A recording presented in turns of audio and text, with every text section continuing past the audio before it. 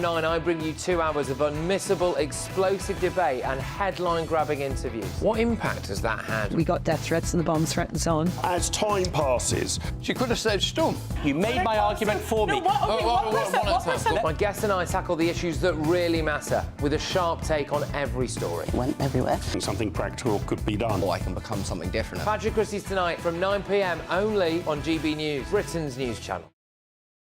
On election night, we are throwing a party. The GB News Election Night Watch Party will be live from Essex and you are all invited. On air from 10 o'clock, we'll have familiar faces from across the channel, entertainment and lots more stuff as we keep our eye on all the results as they come flying in. If you want to join our live Election Night Watch Party audience, scan the QR code on screen or go to gbnews.com/election party.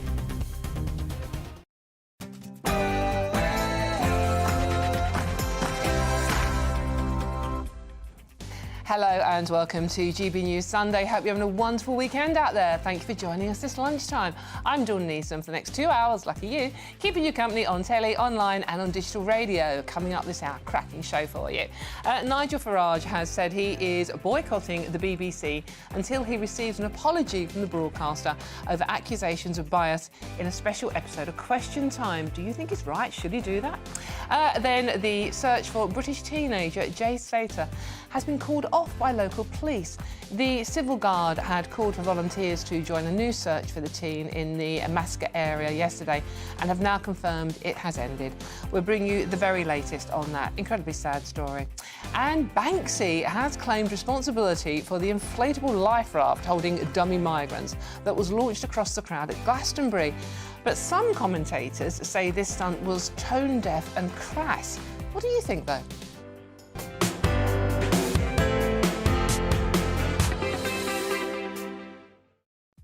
But this show is nothing without you and your views. So let me know your thoughts on all the stories we're discussing today or the colour of my suit. Got a lot of comments yesterday. Very simple, visiting gbnews.com/your say and join the conversation or message me on our socials at GB News. Really simple.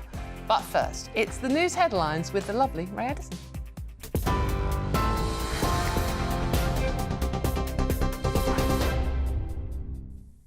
Dawn, I think the suit is fabulous. It's 1 minute past 1, our top stories this hour. Spanish police have called off the search for missing teenager Jay Slater in Tenerife. The 19-year-old from Lancashire vanished whilst walking to his accommodation on June 17th. According to the Civil Guard spokesperson, the search operation has now finished, although the case remains open. It comes just 2 days after the force appealed for expert volunteers to help explore rugged terrain. The PM insists an election victory for the Tories is still possible, despite polls predicting a heavy defeat.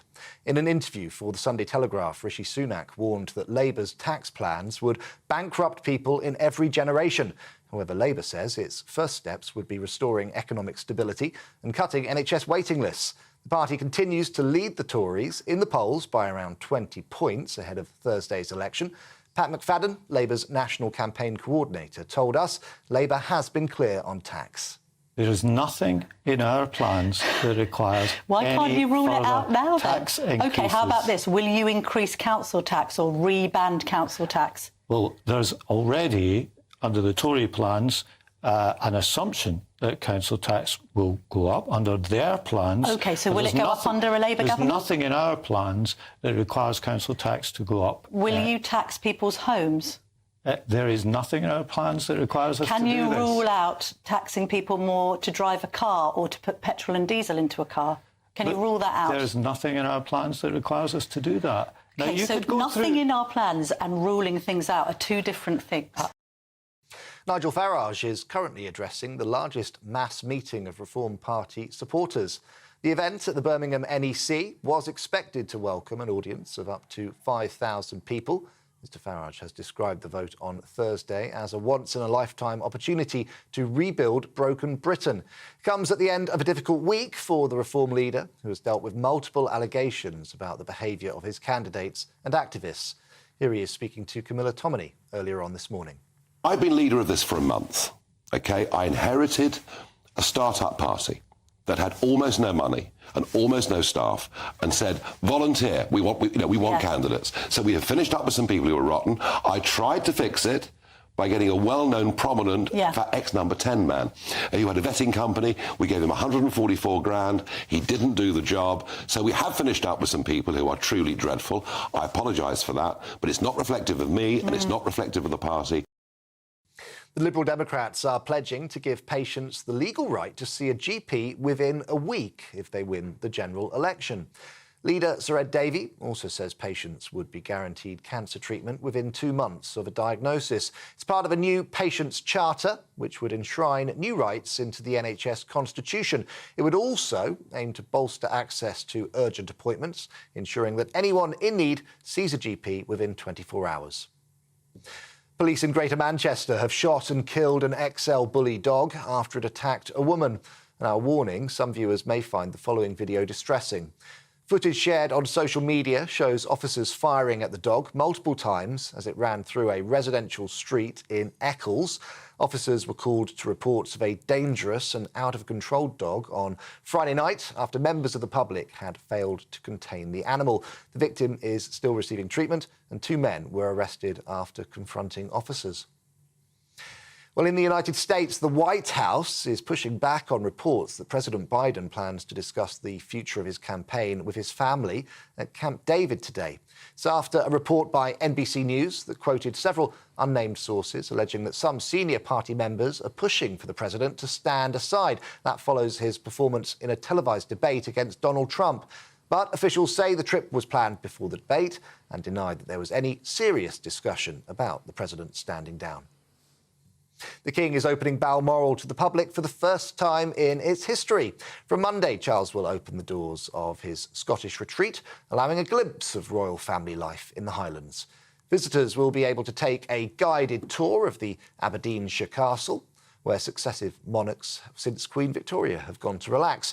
Rooms available for viewing will include the entrance hall, family dining rooms and the library too. Right, those are the latest GB News headlines for now. I'm Ray Addison. More in half an hour. For the very latest GB News direct to your smartphone, sign up to News Alerts by scanning the QR code or go to gbnews.com/alerts.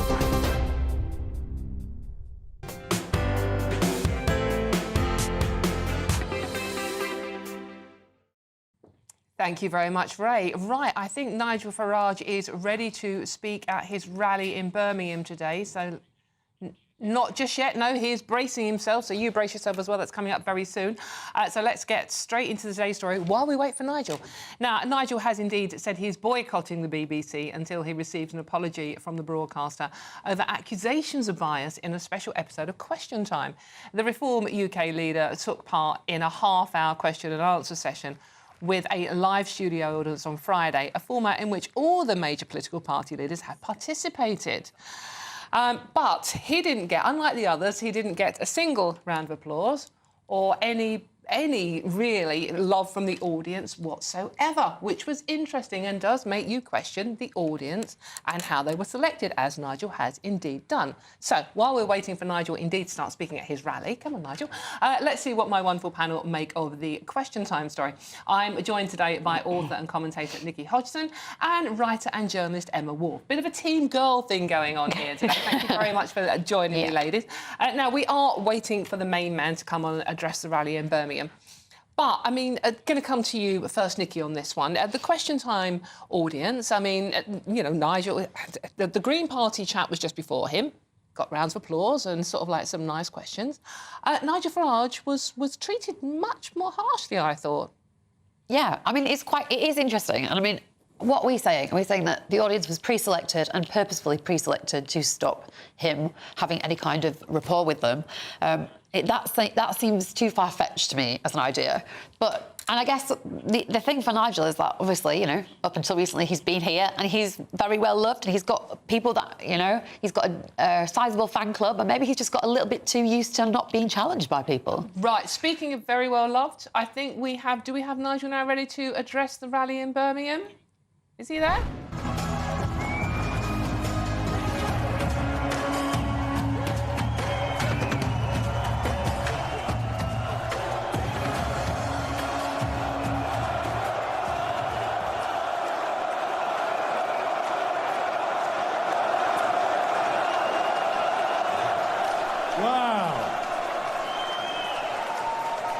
Wow. Good afternoon, Birmingham. Welcome to the thinking man and thinking woman's alternative to Glastonbury. Are we having fun? Good. I'm going to tell you what, unlike all the other stuffed shirts, we are real people. We believe in ourselves, we believe in our country, we believe in our future, but we also believe in having fun and enjoying life and being optimistic about the future of our great country. Now, I've got to tell you, the last time I was in front of a crowd like this, it was the 31st of January 2020, and we were in Parliament Square, and it was the moment that we finally left the European Union, and Richard and I were up on stage, and what a moment! What a moment! It was something that I'd campaigned for over a quarter of a century, and it was simply because I believed for all that time that the best people to govern Britain were the British people themselves. That's what it was all about. Anyway, it was my honour to do the countdown. 10, 9, 8, 7, 6, 5, 4, 3, 2, 1, boom! And of course, the fireworks, which we always have. And we're out. And I thought, well, I've achieved my life's goal. We've got back the self-governance of our nation, and it's time for me to walk away. It's time for me to walk away from active politics, having done it for a quarter of a century, including, of course, 20 years in the European Parliament. An experience which I enjoyed a lot more than they did, let me tell you.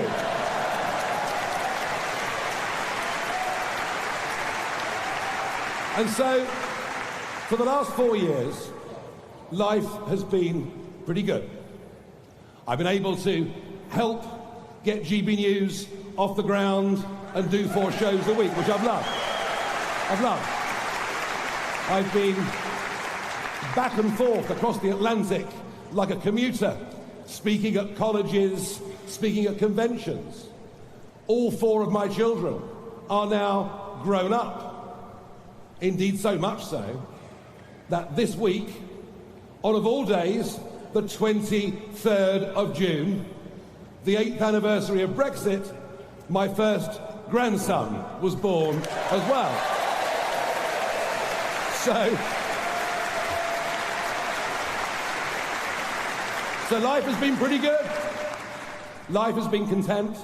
I've not needed to work much on Saturdays and Sundays. I've not been subject to endless media attacks. We might come back to that, funnily enough. And I've earned more money than I've earned for 30 years, and life has been great. And suddenly Rishi calls a general election. At very short notice, I thought, well, it's impossible. I can't possibly come back with just 4 weeks to go. But I began to realise, as I travelled around the country, that I simply could not stand aside when the choice, or lack of choice, is between slippery Sunak,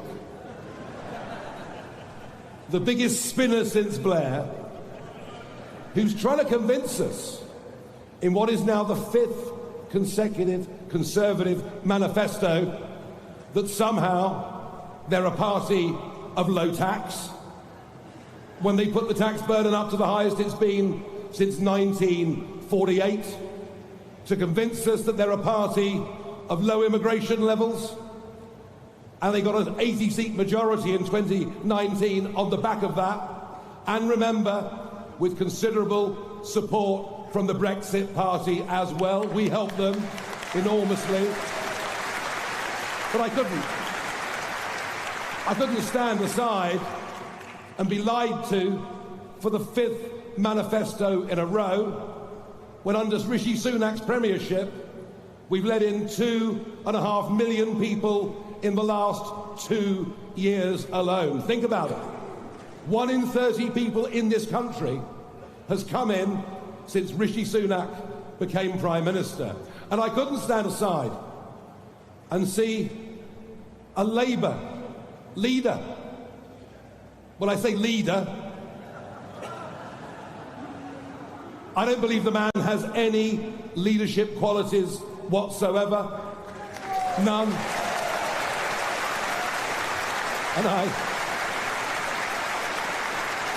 And I think to lead a country through difficult times in a war that is in, I wouldn't quite go as far as that, sir, but I get the point. I do get the point. We need someone leading our country in difficult times when the world is perhaps in a more perilous place than it's been at any point in our lifetimes. You do need a degree of charisma. Now, Keir Starmer has the charisma of a... Well, I did use this 10 years ago in the European Parliament, but I'm going to dig it out of the cupboard. He has the charisma of a damp rag.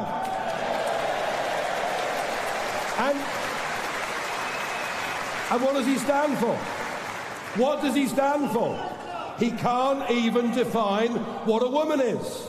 He flips and flops and changes his mind. So I couldn't stand aside. I couldn't stand aside with a country that's in economic decline. And think about this.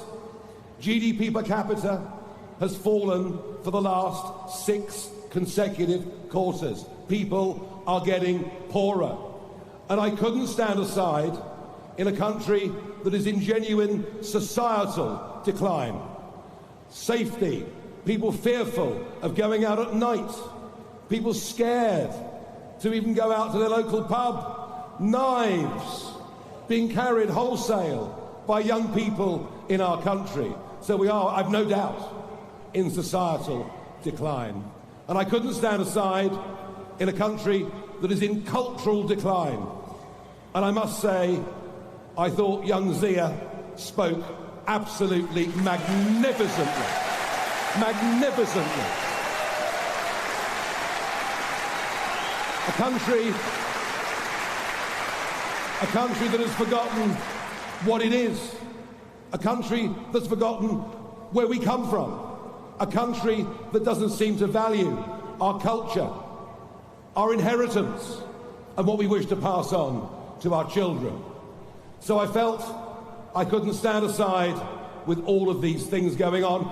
And exactly 4 weeks ago, almost to the minute, I made a decision.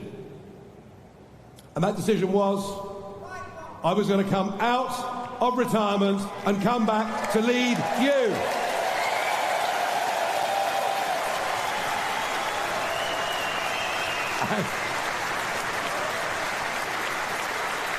And what an unbelievable 4 weeks it has been.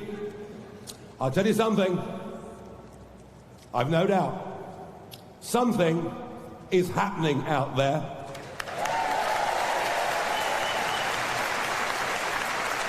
Something remarkable is happening out there, and I'm seeing it across all ages.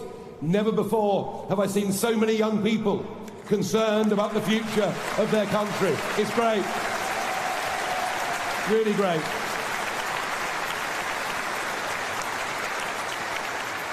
And this awakening crosses all classes, all ages, all races. Something remarkable is happening out there, and we're going up in the polls or down according to some. It all depends which methodology they use.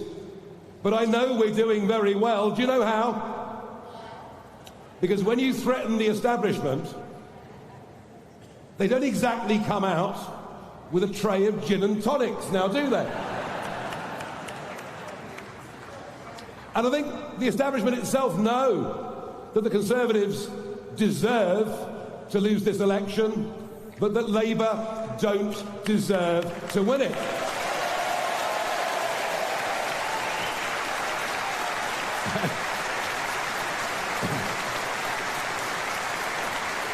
And everywhere I go, I sense that we are the story. We're what people are talking about. At the breakfast table, at work, at the pub, at the bingo hall, wherever people go, we are the story. Already many millions already have said that they absolutely are going to vote for us. But there are many millions more who have simply not made up their minds, and they could come to us over the course of the next 4 days. And the establishment don't want us. You see, they're very happy for Keir to take over from Rishi, because it's not actually a change of government, it's a change of middle management. And the idea that Labour represent change is for the birds. It's going to be more of the same, just perhaps a little bit less competent than the Conservatives, if you can even believe that is possible.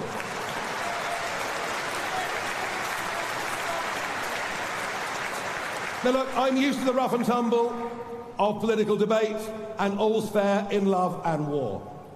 But I have to tell you, one or two of the things that have happened over the course of the last few weeks go way, way beyond what is reasonable and what is fair. The first day of the campaign, I did an event down in Dover, where I talked about one of my pet subjects, the boats crossing the English Channel. And it was interesting because the BBC News channel took the speech live until they cut it off with the presenter saying, well, we cut away from that because here's Nigel Farage using his customary inflammatory language. And I demanded an apology. And I got one, which was remarkable. In fact, over the last year, I've had quite a few apologies, including from National Westminster Bank, which was rather good too. You see, I'm not afraid of standing up and fighting for what I believe in, whatever names they call me. But ever since that moment, the BBC have been a political actor in this general election campaign. Indeed, it was the BBC that started off the Russia hoax. Now, it's always the Russia hoax. We won the referendum, so they concluded it must be Russia. It must be the Russians that funded the Leave campaign. And this went on for year after year. And with us in the room today is Aaron Banks, one of the men who put the most money into that Brexit campaign. And Aaron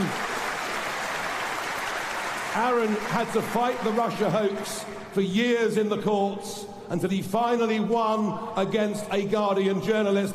Russia had nothing to do with our success in that referendum. So it was the BBC that started off the Russia hoax.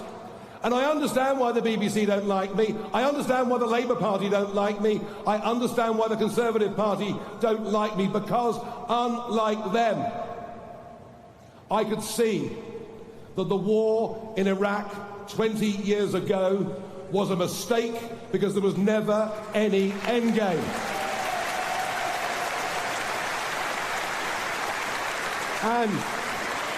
And unlike them, the war that David Cameron launched in 2012 against Libya, I railed against again and again and again, but of course, it was supported by the Conservative Party, supported by the Labour Party, and what happened? A new organisation was created, ISIS. We created ISIS. Before the Libyan war, there were no boats crossing the Mediterranean. But because of David Cameron, a couple of million have now crossed the Mediterranean, and many, of course, now want to come to us. And unlike them, who seem to have no feeling or understanding for history, I predicted 10 years ago in the European Parliament that because of our actions, there would be a war in Ukraine. I said it openly, I said it clearly, and I was the only British political figure to get, sadly, to get that right. And now we have this horrific conflict with perhaps up to 1 million battle casualties. But that gets twisted by the BBC because I predicted it into support for President Putin.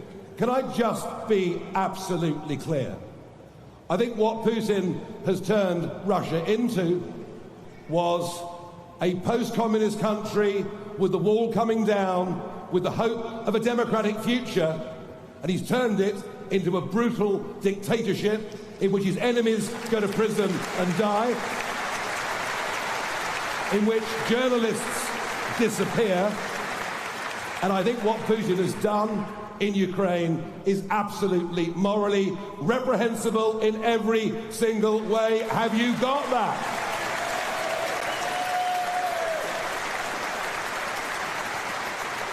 But the final straw for me with the BBC took place last Friday here in Birmingham. A Question Time special. I think it might be the 40th Question Time that I've done over the years. Now, I expect an audience not all to agree with me.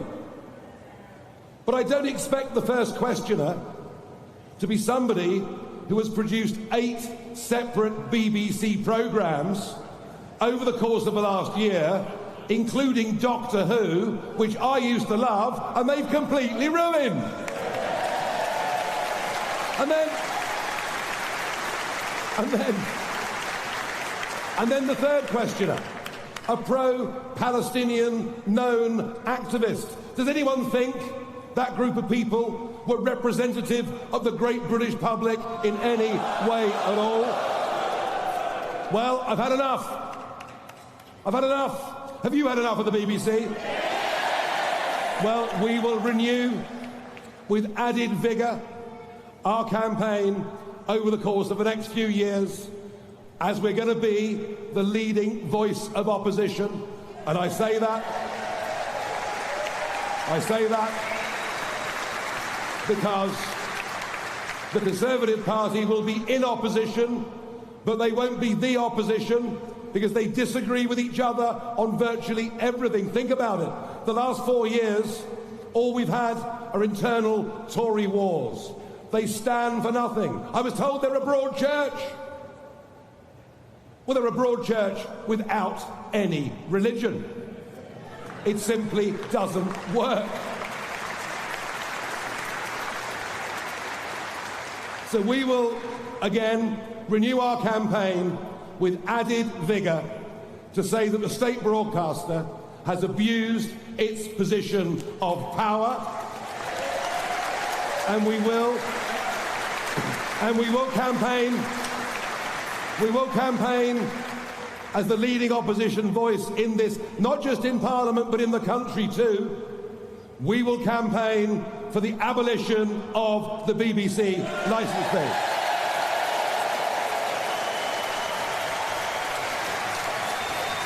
That's popular. Wow, that's popular. You like that, don't you? You like that, don't you?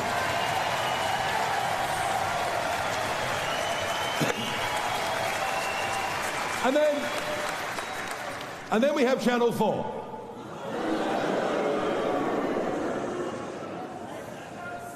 A so-called public service broadcaster. Well, let me tell you, what happened in Clacton Saturday week back was the biggest put-up job and smear campaign I have seen in my entire life. That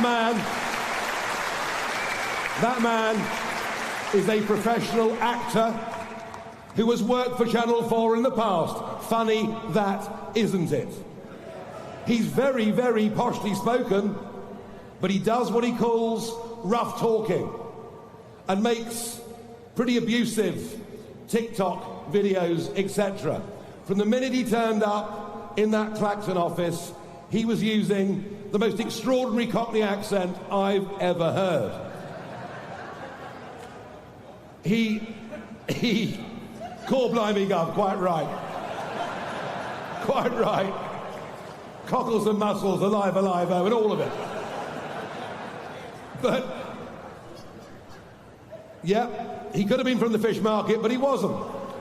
And interestingly, he did spend some time talking to two people in the office who both, it turned out, were undercover Channel 4 reporters. He seemed to know them. So from the moment he walked in, the whole thing was an act. And he tried to get reform canvassers to say rude and abusive things. And when they wouldn't do it, he did it himself. And when I saw the video, initially I was horrified until I realised he'd gone completely over the top with the idea that every mosque should be turned into a Wetherspoon. And the next morning when confronted, he of course denied that he was a journalist, then he accepted it. But that of course has been used as the biggest smear against us. The racist campaigner for our party. Now look, Reform is a new organisation, it's a start-up.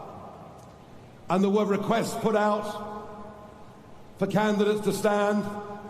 And have we had a few bad apples? We have. Although, to my knowledge, nobody involved in an organised betting ring is standing for us, which is something.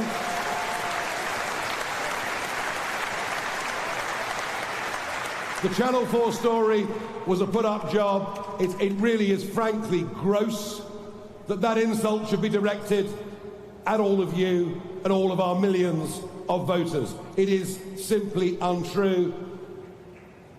But I have to say, the bad apples are gone. We'll never have them back. And Channel 4, listen to this. YouGov polling published this morning. Reform UK is now polling higher with British ethnic minorities than the Liberal Democrats.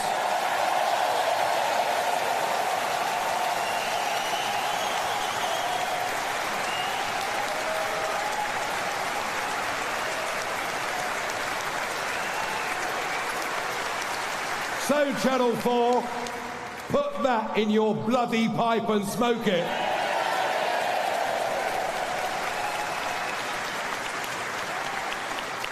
But the attempt to stop us goes on. Would you believe today, since we went live at 12 o'clock, in the middle of Anne Widdecombe's speech,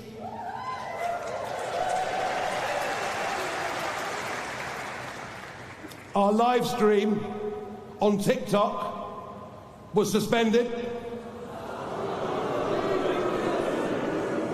for the use of hate speech. Now, I don't know about you, I've always found Anne Widdecombe rather charming. Principled, decent. I mean, she's a battler, she's a warrior. She's actually a fantastic role model for women in this country to go out and do things.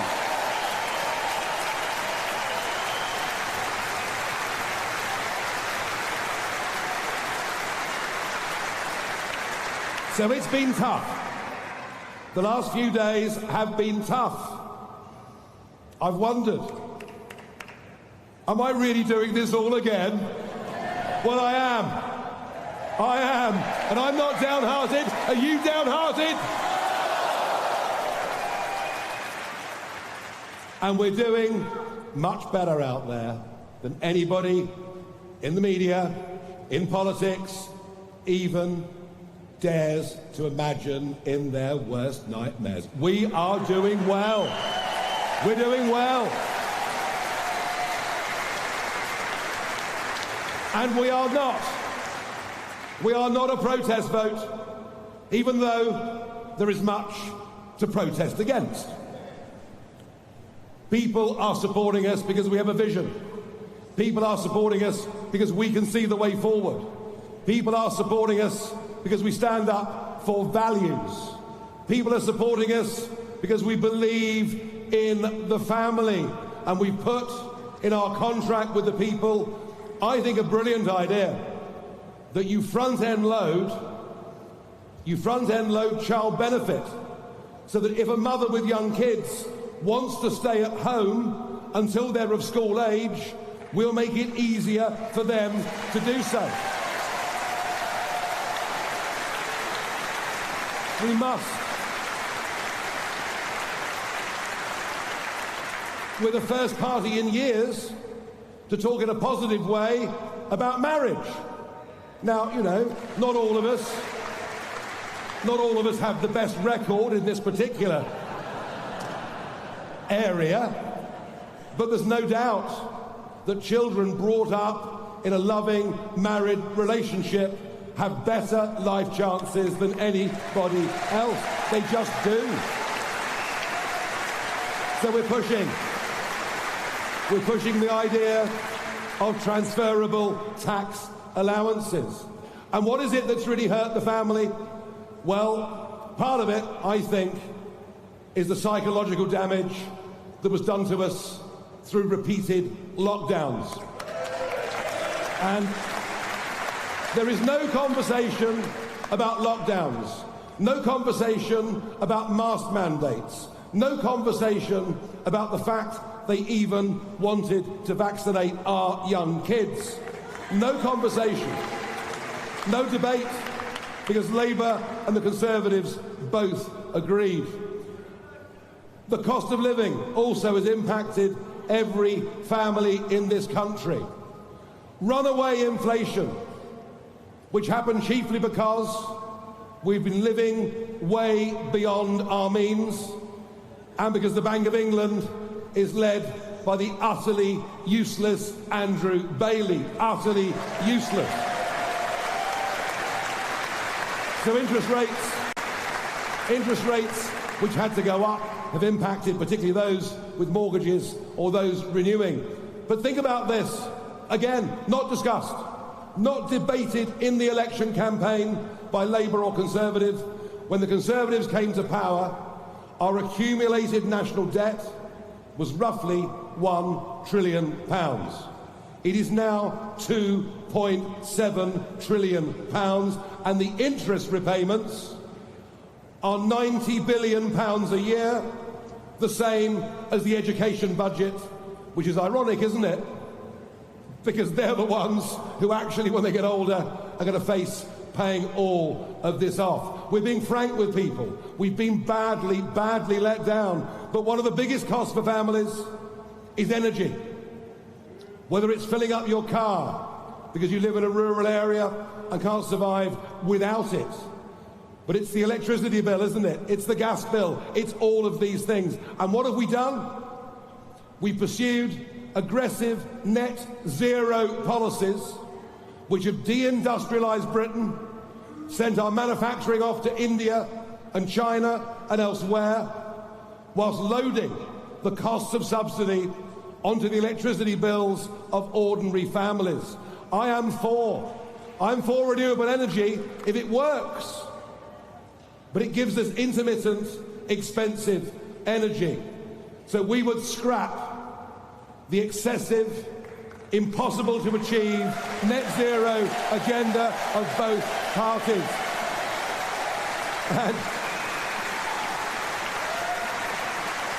And for those worried about carbon dioxide, for those worried about that, well, we'll go for small, modular nuclear reactors as a source of continuous energy without any carbon output. Without any carbon output. So we're thinking a lot about families and the cost of living. We also believe that community matters. And that is why the mass immigration policies begun by Tony Blair and now accelerated by the Conservatives, have led us, in many of our towns and cities, now to have completely divided communities where one group of people don't even talk to the other group of people. This is just plain wrong. Plain wrong. And it's into that. That's Nigel Farage there speaking at the Reform rally in Birmingham live this afternoon. We are now going to go to a very quick break and we'll see you very soon. Good afternoon, Britain. Weekdays from midday.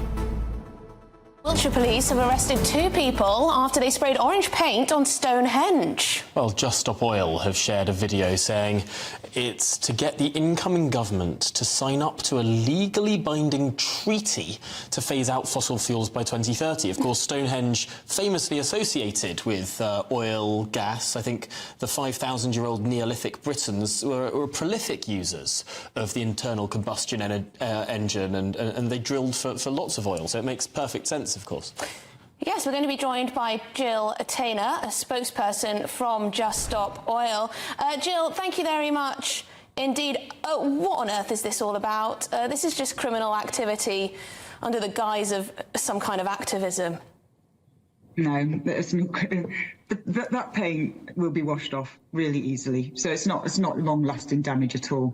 Unlike the damage that is being done now by the fossil fuel industry and just keeping burning fossil fuels, putting more CO2 into the atmosphere.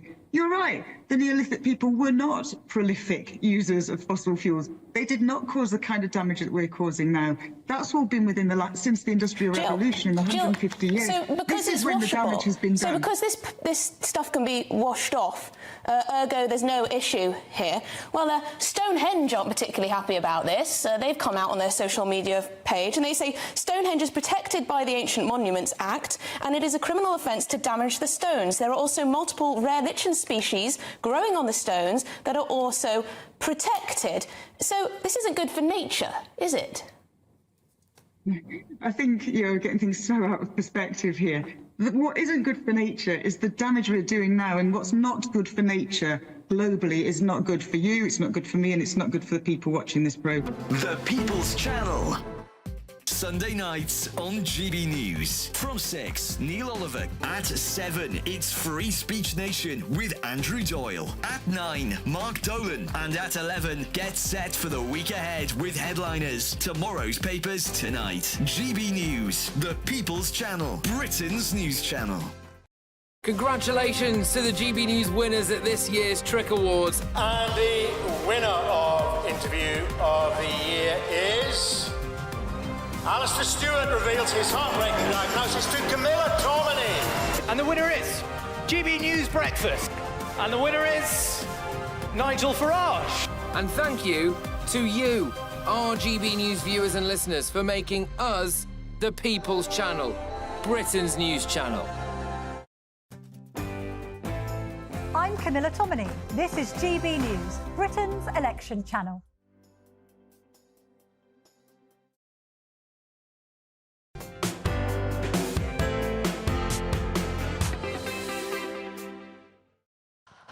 Right, OK, and welcome back to GB News Sunday with me, Dawn Neeson, on your telly, online and on digital radio. Now, we have just been listening to Nigel Farage talking live at the Reform rally in Birmingham today. I am lucky to have 2 brilliant commentators to talk about what we have just heard.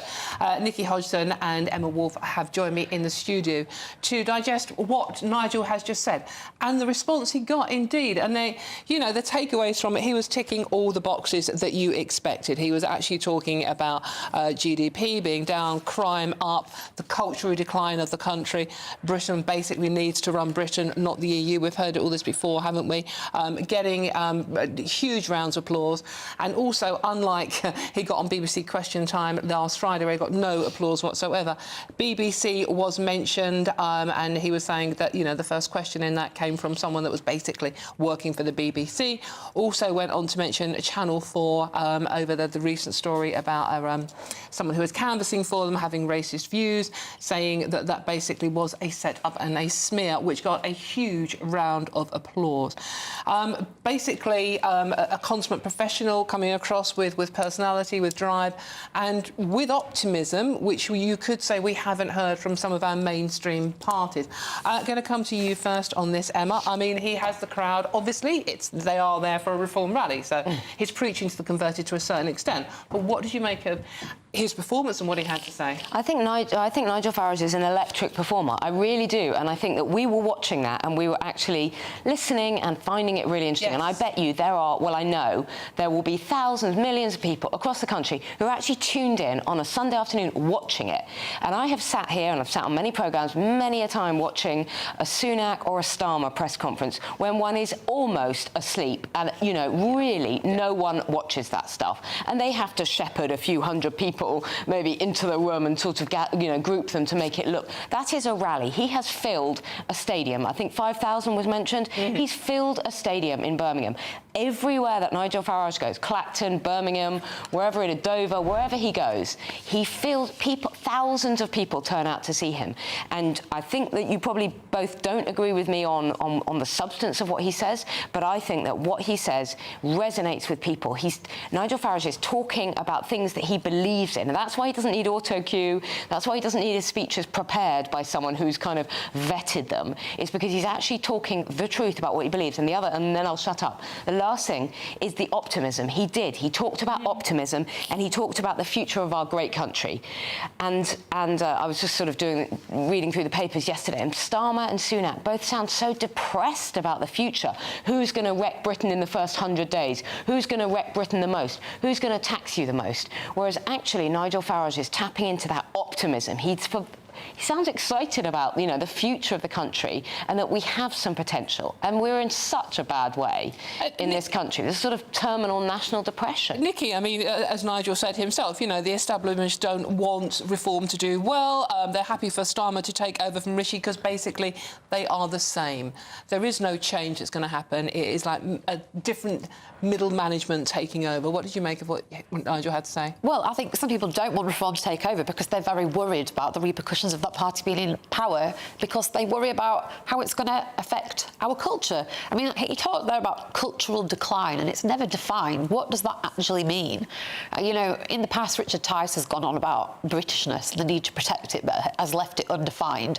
And these, you know, for me, for a person of left-wing persuasion, these are the kinds of words that make me very suspicious and mistrustful as to how they're going to be used in the future to potentially ostracise certain kinds of people that live in this country. And that is always my number one problem with the way Nigel Farage talks about culture and also immigration, you know, and I'm making that point there very, very cleverly, making that point, which I don't know if we haven't fact-checked it, so we don't know if it's true, but that point that apparently more ethnic minorities want to vote for reform than the Liberal Democrats, this was a YouGov poll where the results said that polling with ethnic minority voters was now higher support for reform than for the Lib Dems. Yeah, but they have ethnic minority candidates. They've never. Richard Tice and Nigel Farage. I know the point you're making.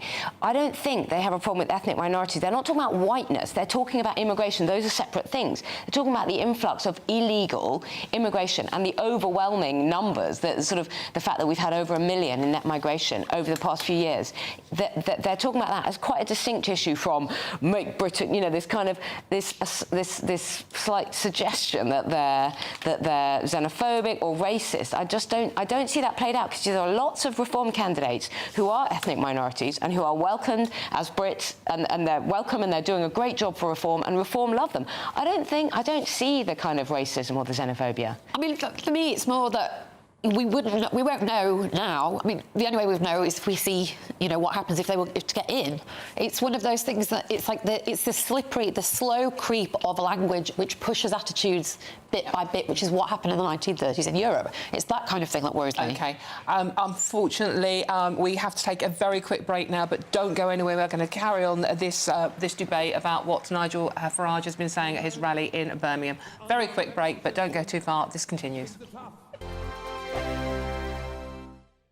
It's our summer treat to you. Your chance to win an incredible £30,000 in tax-free cash. Our biggest cash prize of the year so far. With an extra £30,000 in your bank account this year, you could take the ultimate financial holiday and send some of those day-to-day financial stresses packing. £30,000 could get you those nagging home improvements done, buy that brand new car, or just enable you to kick back and relax for the rest of the year. For a chance to win £30,000 in tax-free cash, text CASH to 63232. Text costs £2 plus one standard network rate message. You can enter online at gbnews.com/win. Entries cost £2. Or post your name and number to GB07 PO Box 8690 Derby DE1 9TT. UK only. Entrance must be 18 or over. Lines close at 5 p.m. on the 30th of August. Please check the closing time if listening or watching on demand. Good luck.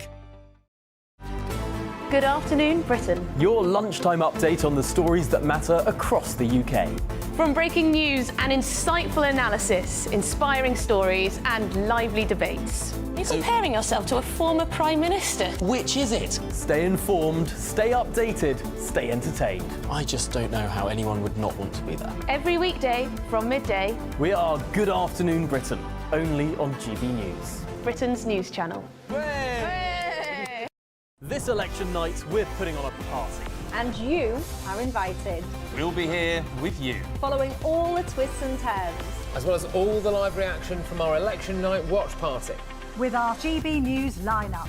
And as morning breaks, we'll be here with breakfast from 6 a.m. As it becomes clear who the winners and the losers really are. Vote 2024. Thursday, the 4th of July. Only on GB News. Britain's election channel. GB News is Britain's election channel. And when the big stories break, we're tackling them on Britain's newsroom. When we disagree, and we disagree a lot, it's even livelier than normal. We don't disagree that much. We do. His comedy, though, is revolting. I knew her, unlike you. That explains Beverly Turner's temperament. It's a bit frosty in here, isn't it? He'll have one of me one day. For dartball practice. Britain's newsroom on GB News. Weekdays, 9:30 a.m. GB News, the People's Channel, Britain's news channel. Hi there, I'm Michelle Dewberry and I'm going to take a second to tell you all about my show, Dubes & Co. We start off with the issues of the day. We then bring in both sides of the arguments. We get rid of the disrespect. And then you throw me into the mix. And trust me, I'll tell it exactly how it is. And then, of course, the magic ingredient, you at home. We mix it all together and what have we got, in my opinion, the best debate show in town. Monday to Friday, 6 till 7 on GB News, Britain's news channel.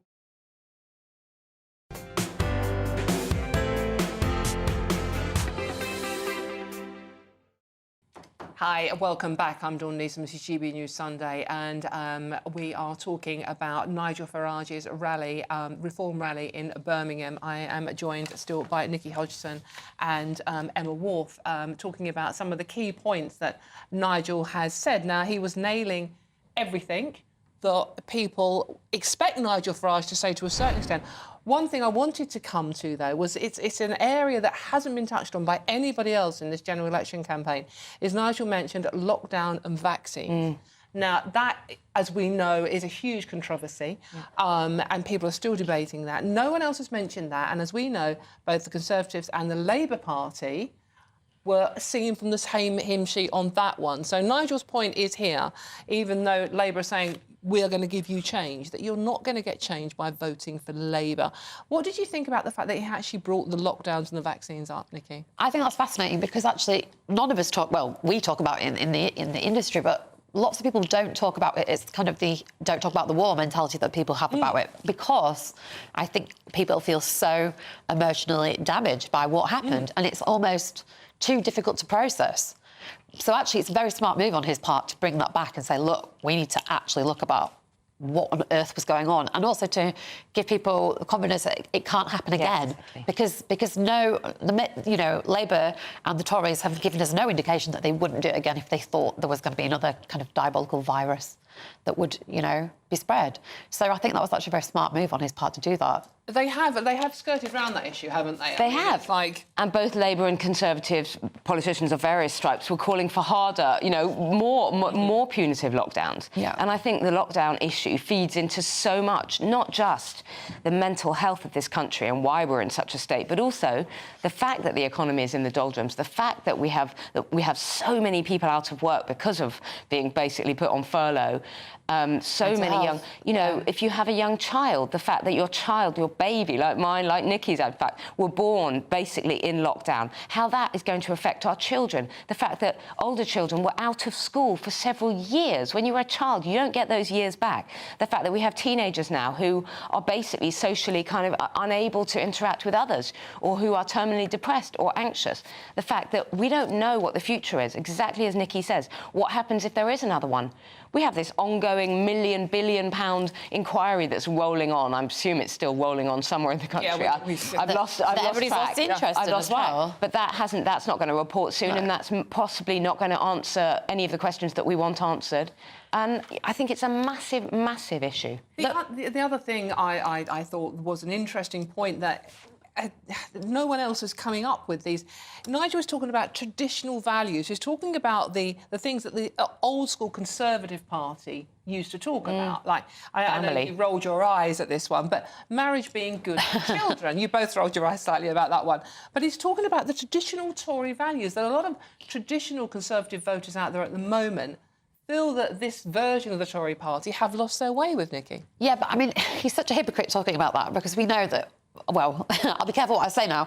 Nigel doesn't have the best reputation for being married. To be fair, he did point that out, that he isn't the best example of happy marriage. Right, exactly. And you know, therefore kind of don't really feel he's got a leg to stand on to bring it up as an issue, as like sort of celebrating how important it is for children. I find it really patronising. I am married. I say that as someone who is married. And I find it extremely offensive. But I come from a family of divorce, right? So I really dislike it when politicians start to invoke these ideas about the necessity of marriage for, like, the bringing up of the best kinds of children. No, children need parents that love them, and they don't have to be married, and families come in loads of different shapes and sizes, and we're past this stuff, aren't we? And the reason people aren't getting married is because it's too expensive for a lot of them, you know? But the traditional values, do you think he's got a point there by actually going down that road? I'm split, because I get personally, and this is not relevant, but I get personally really upset when people go on and on about how terrible it is. I'm bringing up my baby boy on my own. You know, he doesn't have a father, and so it's hurtful when you hear this endless stuff about children's educational outcomes are so much better if there's a father around. Really? Would you like a hopeless marriage in which that's better for children, or would you like a good, loving mother or father? You know, and also I don't think we should judge Nigel on the fact that he's been divorced in the past or whatever. I can't even remember if he's been married and divorced, or divorced and married, or whatever. I don't think that we should judge them too much on, you know, he's a billionaire, therefore he can't understand about cost of living or whatever, all of that stuff. But there is something to be said for talking about those. What are the values of our society? What do we want to promote? And also of our culture. What is Britain? What are we welcoming people to? Not that we don't let anyone else in. What are we welcoming people to? What do we care about in this country? Are we proud of our country? Everyone's proud of the country when the football team are playing. Like, are we able to talk about that? So I think he raises some interesting points, although personally it sets my hackles up. But what you're saying about that, you know, that again, just to go back to that Britishness and the values things, he doesn't say what they are. It's always so amorphous. And I'm always interested to say, well, what are those values? Do tell us, because I've got no idea. And I wonder why that is never spelled out, and I'm suspicious of that. Okay. Unfortunately, we have run out of time for now, but we will come back to this conversation. Nigel Farage reform rally in Birmingham. But firstly, should we find out what the weather's like? Here's, I think, Honor with the weather right now. A brighter outlook with Box Solar, sponsors of weather on GB News. Hello, good afternoon and welcome to your GB News weather update brought to you by the Met Office. We're starting to see some sunshine poke through that cloud this afternoon. Now, a few showers bubbling up in the north. We're saying goodbye to that rain and drizzle, clearing the southeast now, allowing a ridge of high pressure to build. And notice the winds coming from a northwesterly direction, which means things are generally feeling a little bit cooler. Overall, into this evening, though, there will be plenty of dry weather around once those showers ease into the evening. A mix of cloud and some clear spells. A bit of a change on its way in the west, though, as we start to see some outbreaks of rain move their way in. Nothing particularly heavy, but leading to quite a damp start for Monday morning. Under those clear spells, feeling a little bit cooler, but most towns and cities remaining in the double digits. To start the new working week then, it is going to be fairly damp, particularly across western parts of Scotland. A few heavier outbreaks just feeding into the west too, but across the east, largely dry, fairly cloudy though. Quite a damp start once again across Northern Ireland, northwestern England, once again in the far east. A few bright sunny spells to start the week. A damp start once again across Northern Ireland, a few showers across Devon and Cornwall, but across central and southeastern England, largely dry, even starting to see some bright sunshine to start the week. On the whole though, Monday is going to be quite an unsettled day. We'll see those outbreaks of rain continue to push their way eastwards, a little bit heavy at times, mainly across the hills. But once that rain clears through, some bright sunshine will begin to develop and staying driest for longest across the south and southeast. And that's where we're going to see the best of the temperatures. Highs of around 21 Celsius, so a notch down compared to the weekend.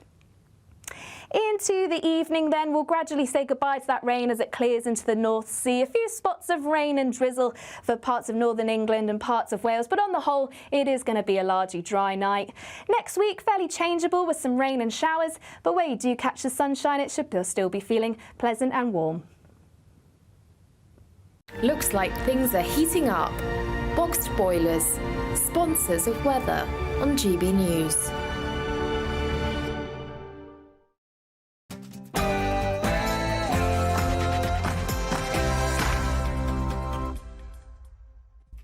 Hello and welcome to GB News Sunday. Thank you for joining us this lunchtime. Hope you're having a wonderful weekend. I'm Dawn Neeson. For the next hour, I'll be keeping you company on TV, online and digital radio.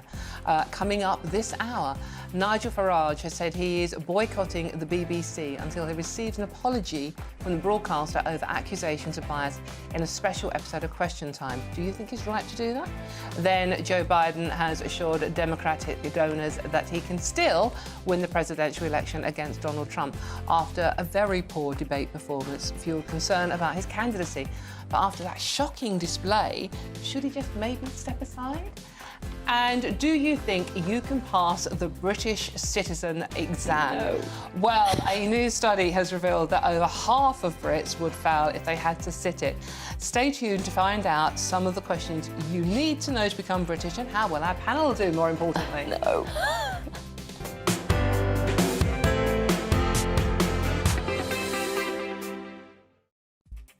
But this show is nothing without you and your views, so let me know your thoughts on all the stories we're discussing today, and in particular what you've heard Nigel Farage say in the first part of the programme.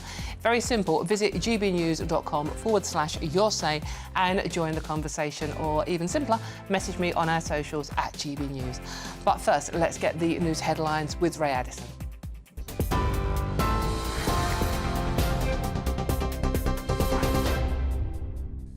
Thanks, Dawn. Good afternoon. It's 1 minute past 2, our top stories.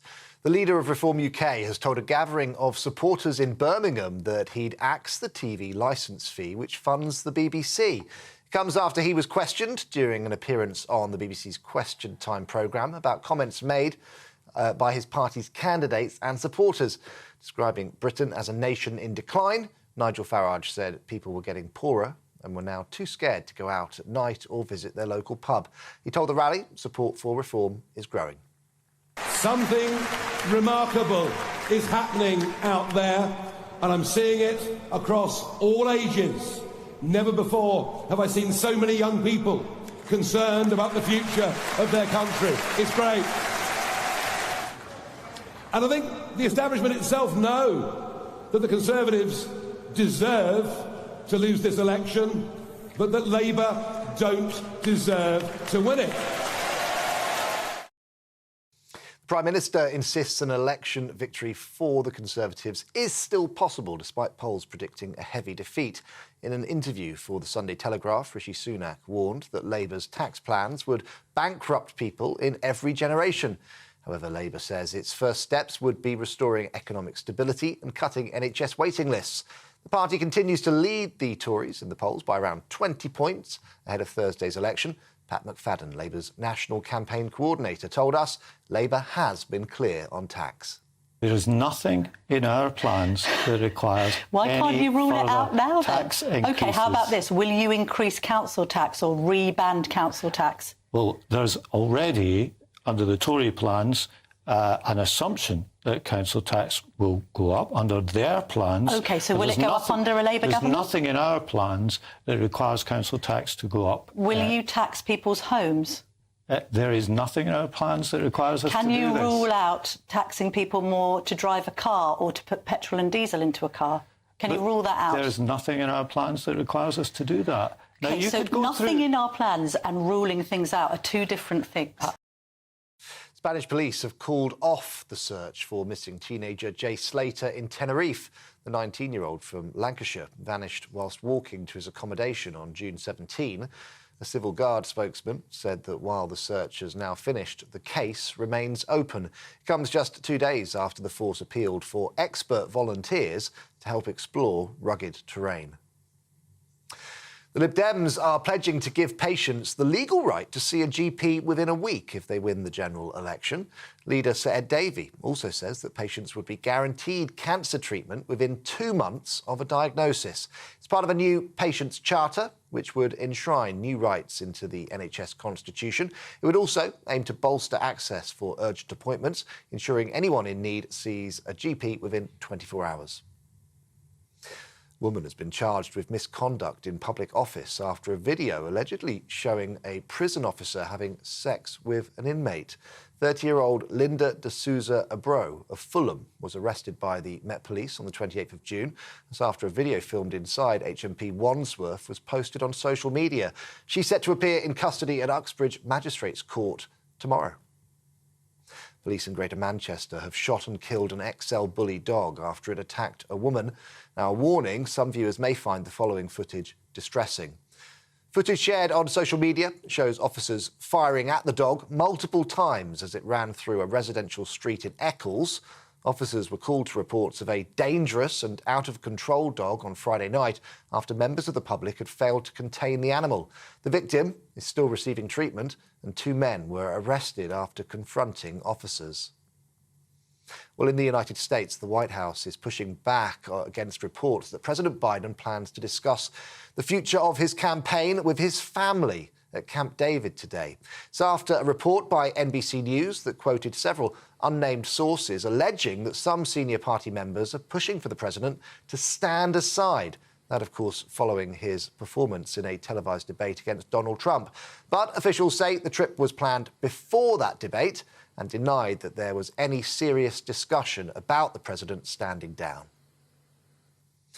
The King is opening Balmoral to the public for the very first time.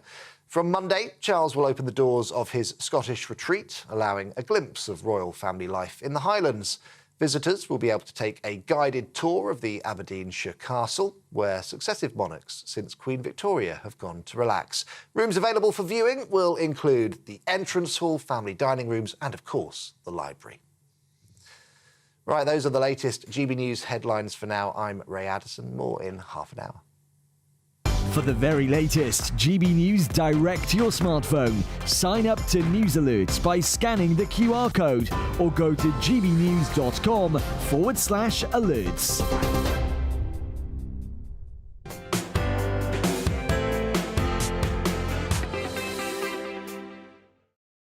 Thank you very much, Ray. Now, we are still talking about Nigel Farage, the Reform UK leader, has told a gathering of supporters in Birmingham that he'd axed the TV licence fee, which funds the BBC. It comes after he was questioned during an appearance on the BBC's Question Time programme about comments made by his party's candidates and supporters, describing Britain as a nation in decline. Nigel Farage said people were getting poorer and were now too scared to go out at night or visit their local pub. I am still joined by my panel, Nikki Hodgson and Emma Wolfe, to digest what Nigel has said. A brilliant speech, I think, very optimistic, upbeat.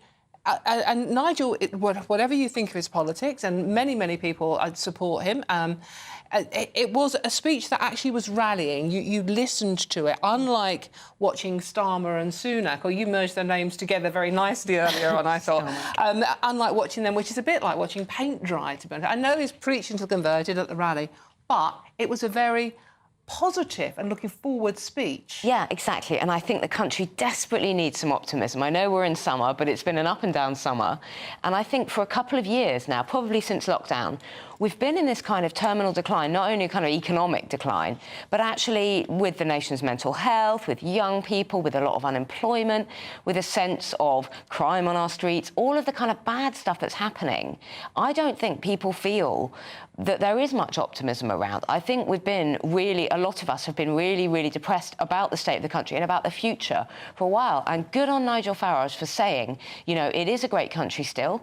And even that is sort of somehow painted as slightly kind of racist, you know, it's a great country, therefore you're saying other people out. But anyway, he's saying, what a great country, and he's talking about optimism. And that's a good thing, and that's what people are responding to. But the problem with that, obviously, as a party, is if you focus... well, if you kind of have this rallying cry about how great things are going to be, and then you have this massive economic issue to sort out, you know, cost of living crisis, and just the fact that our economy it feels like it's in freefall. If you are then elected and then people have to carry on living in this unpleasant reality, they feel cheated by the initial rhetoric of, you know, everything's going to be fantastic. That's the danger of playing that card, you know, as a political party. Playing devil's advocate here, though, Nikki, I mean, our two main parties, I mean, we're being honest here, it is either going to be Rishi Sunak or Keir Starmer who's going to be our Prime Minister next week. They have made lots of promises, but several independents have said they have no way of funding their promises. So we're going to be in that boat with whatever Prime Minister we end up on Friday morning. Yeah, that's also true. I mean, I guess the issue is that, you know, from an economic point of view, when you already know, if you set the standard of saying things are tough and it's going to take us a while to get out of this, which is actually what Keir Starmer has kept saying throughout the campaign, you know, with promises of how he'll do X, Y, Z, then at least you have prepared your electorate for a period of struggle. And then it keeps them, the idea behind that is that it'll keep them on your side as things get tough, rather than wanting to turf you out as, you know, the first opportunity they get. Do you think that is a fair criticism, Emma? The fact that, I mean, sort of like, you know, Nigel's a great performer. There's a rhetoric that is inspiring his audience there and inspiring many of our viewers and listeners today. But some of the detail about their policies, exactly like Labour and the Conservatives, are a bit sketchy on how they're going to achieve things. Well, actually, I wouldn't agree. I think, surprisingly, because often with these start-ups and with smaller, kind of more ideological parties, like the Lib Dems, you kind of believe in their policies, but you think, well, hang on a minute, could they actually govern the country? But surprisingly, if you read the manifesto, the Reform Manifesto, I think a lot of people felt that their policies were actually quite OK. The costings were not all over the place. They were OK. Obviously, it's different when you get in. And also, we have to remember it's the civil service who run the country. So it's not as though you get a bunch of brigands who just rock into number 10. See, that's an and, you know, I mean, there is still stability. How are the civil service going to work with someone like Nigel Farage? Well, that's another interesting one. But the economic policies of reform have been costed, and things like not sending billions abroad, things like cutting back on foreign aid and all that, which you can disagree with, they have shown their workings a bit more even than, I would say, Labour, who seem to be thinking that the non-dom thing is their money tree, and they're going to get all the money from the non-dom, cutting non-dom status, and private school cutting the VAT exemption. But then there's this net zero immigration policy. Oh, and net zero as well, cutting all of that nonsense. There's net zero, but then there's then they don't want any immigration whatsoever. That's the pledge. And how on earth are we going to fill all these thousands of roles in the NHS in the meantime if we don't bring in workers? You know, we don't have the people for those jobs to keep people alive. We don't have the people at the moment. No, at the minute, thousands of vacancies. We have thousands of vacancies. So if you really are going to stick by that policy of no immigration, how on earth is that going to work? That doesn't make any sense. I mean, Nigel pointed out that we have 2.5 million people let in the past 2 years, migration-wise. That's our net migration, that's legal and illegal. But we still have these problems filling these gaps. And that is a huge pressure as well on housing, on education, on all of our kind of care services. I agree that we have, how are we going to fill those vacancies? But what they've said is no migration until we get control of this situation. So no more arrivals, no more asylum processing, endless all of that until we get control of the situation. And then we have a points-based system whereby we let in the people that we do want to. But in the meantime, people will die in care homes and they will die in the, under NHS care because there are not the staff. If we refuse to bring in those staff, people will die as a result. Well, I don't think people arriving on small boats are going to work in care homes immediately. Well, I'm not talking about those people. Mostly they're disappearing into the blue and then popping up later and claiming all sorts of benefits. And which is one of Nigel's main points he made during the speech today. But I think we are going to come back to this because there are so many points that Nigel has raised. But it's all about you and your say. So for the best analysis and opinion on the story and much more, please go to our website and please do get in touch as well, because we want to hear what you think about what you've heard from Nigel, what you're hearing from our panellists today, and what you make of how the Conservative and Labour Party are going to react to some of the things Nigel has said, and also the Channel 4 and BBC as well. Quick break. Time for the Great British Giveaway now, and it's a big one. A chance to win a whopping £30,000 in tax-free cash. It's our biggest prize today, and here's how you could win it and escape for the summer. It's our summer treat to you. Your chance to win an incredible £30,000 in tax-free cash. Our biggest cash prize of the year so far. With an extra £30,000 in your bank account this year, you could take the ultimate financial holiday and send some of those day-to-day financial stresses packing. £30,000 could get you those nagging home improvements done, buy that brand new car, or just enable you to kick back and relax for the rest of the year. For a chance to win £30,000 in tax-free cash, text cash to 63232. Text costs £2 plus one standard network rate message. You can enter online at gbnews.com/win. Entries cost £2. Or post your name and number to GB07 PO Box 8690 Derby DE1 9TT. UK only. Entrance must be 18 or over. Lines close at 5 p.m. on the 30th of August. Please check the closing time if listening or watching on demand. Good luck. Good luck indeed. Now, because Mr Farage has said, made comments about the BBC and Channel 4, responding to Nigel Farage's claims, a spokesperson for the BBC has said, "We refute these claims. Last week's Question Time audience was made up of broadly similar levels of representation from Reform UK and the Green Party, with the other parties represented too. They were also a number of people with a range of political views who were still making their mind up."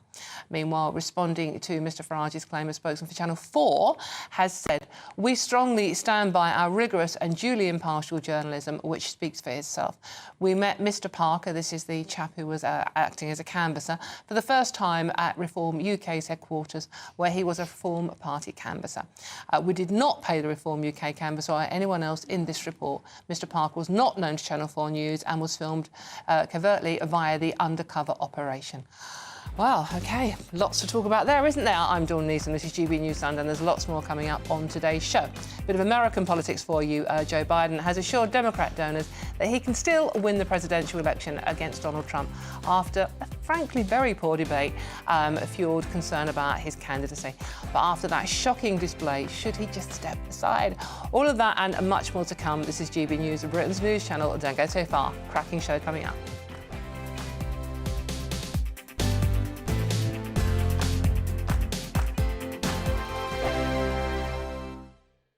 This is GB News, Britain's news channel. History lecturers at the University of Liverpool have been advised to problematise whiteness and heterosexuality in their seminars. They are saying that you should be guilty if you're white and heterosexual. Not using the long words they use, but that's kind of what they're saying. But do you know what? History in this country is concerned with more and has been lived by more white people and more heterosexuals, right? And that's the history. I'll tell you something else, Dawn. This is Russell Group University material here. This is Liverpool. It's a really good university. Mm-hmm. The thing that really got me going apart from this, and I thought it was an AI generation of words input into a system to come up with from something. It's ridiculous. The main issue I have is the verb problematise. I've never heard of that before. So they should be prioritising grammar. Let's get first principles back in there firstly. It's just promoting anti-racism. It's not, Amy. It is. Wait. It's just bringing the marginalised voices into the discussion. So what they're saying is look at British history through the optic of... all perspectives. So let's look at it from the perspective of a queer person growing up. Let's look at it from the perspective of somebody from... But that's not the majority. When I actually looked at the evidence, it's all about unpacking bias. And you have to admit there has been a white bias in history. No, there hasn't, because the facts... From a white perspective... Amy, the facts are, in history, most people in this country are white and heterosexual. Of course, but then there's still... So that's the history. ...voices that deserve to be brought into the discussion as much as the dominant... Look, like, that's all decolonising the curriculum is hearing all sides of the argument. I think... Which surely we at GB News love. We celebrate that. That's what we do. We do, but we're not telling anybody it's bad to be white or it's bad to be... Exactly. That is not what... Amy, it is. It is. Amy. The People's Channel. On election night, we are throwing a party. The GB News Election Night Watch Party will be live from Essex and you are all invited. On air from 10 o'clock, we'll have familiar faces from across the channel, entertainment and lots more stuff as we keep our eye on all the results as they come flying in. If you want to join our live Election Night Watch Party audience, scan the QR code on screen or go to gbnews.com/election party. Join me, Nana Akweer, for an informative, interactive news programme with a difference. It's fun. It's true. You're not wrong. No one will be cancelled. Lovely. Join me from 3 p.m. every weekend, only on GB News, Britain's news channel. I'm Simon Evans, and this is GB News, Britain's news channel. This election night, we're putting on a party. And you are invited. We'll be here with you. Following all the twists and turns. As well as all the live reaction from our Election Night Watch Party. With our GB News lineup. And as morning breaks, we'll be here with breakfast from 6 a.m. As it becomes clear who the winners and the losers really are. Vote 2024. Thursday, the 4th of July. Only on GB News. Britain's election channel.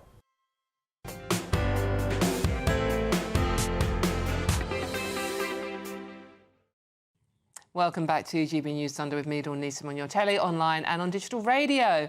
Now, a bit of American politics for you. Joe Biden has assured Democrat donors that he can still win the presidential election against Donald Trump after, let's be honest, a very poor debate performance fueled concern about his candidacy. The president attended a series of fundraising events in New York and New Jersey on Saturday and defended his performance in CNN's presidential debate. Speaking at one event, Mr. Biden admitting, "I didn't have a great night, but neither did Trump" on Thursday. That's when the debate was. Let's see what my lovely panel make of this. I still have Nikki Hodgson and Emma Wharf with me. Nikki, I'm going to come to you first on this one. The debate was on overnight, our time, Thursday night into Friday morning. Biden, I don't think, covered himself in glory. I found it incredibly sad to watch someone who obviously does have problems, but he's refusing to stand down. Do you think that's the right thing? Oh, gosh, it's so complicated because actually, whether he's unwell and that's undisclosed, or he's just kind of past his peak, maybe he just doesn't have the speed and the kind of the mental dexterity anymore to perform well in that setting. He shouldn't really be the candidate. That's the issue for me. It's that there's got to be somebody more preferable, but then who? Who else would you put in? I keep seeing parallels between where the Americans are with the choice of Trump and Biden and where we are in this country with the choice of Starmer and Sunak. I know. Is this the best two men that we've got? Trump and Biden, is this the best two men we've got? You're right, there is a real problem. Maybe Newsom, no one is talking about Kamala Harris, the deputy, so they have a problem with that. Also, to point out, there is no mechanism at the moment for him just to stand down.